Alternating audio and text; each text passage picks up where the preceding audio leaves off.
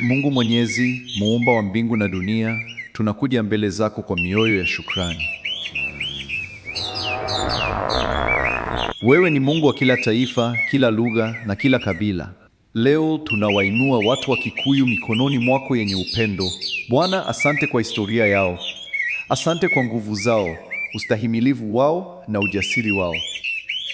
Asante kwa ardhi walioilima, kwa milima na mabonde yaliyounda simulizi yao, kwa mila, hekima na maadili yaliyopitishwa kizazi hadi kizazi. Baba, wakumbushe wao ni nani.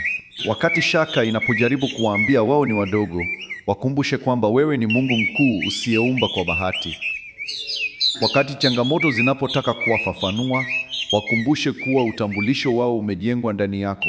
Wafanye wasimame imara, wajivunie urithi wao, wajivunie lugha yao, wajivunie ustahimilivu na heshima iliyo ndani yao. Bwana, kila kabila uliumba kwa kusudi. Umewaruhusu watu wa Kikuyu kuinuka, kujenga, kuongoza na kuwa na ushawishi. Wasaidie kuona kuwa uwepo wao si wa bahati mbaya, ni sehemu ya mpango wako wa kimungu. Umeweka vipawa ndani yao: hekima, bidii katika biashara, uongozi, imani na uvumilivu. Viamshwe tena kwa nguvu mpya. Mahali palipo na upungufu, leta baraka.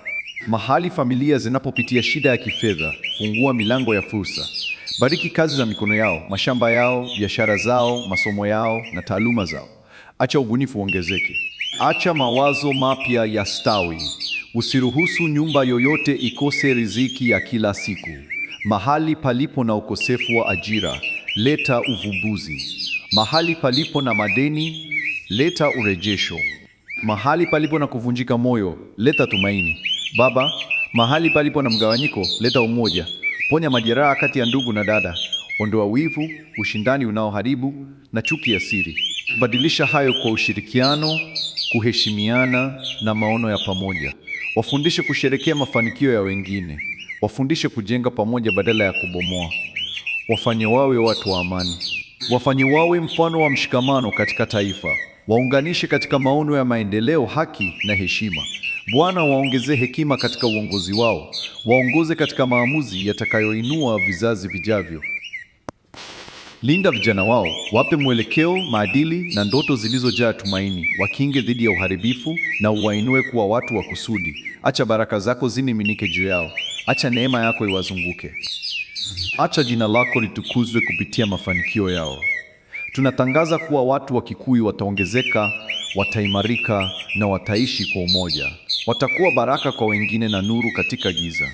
Na katika kila jambo, utukufu urudi kwako. Katika jina lako tunasali na kuamini. Amen.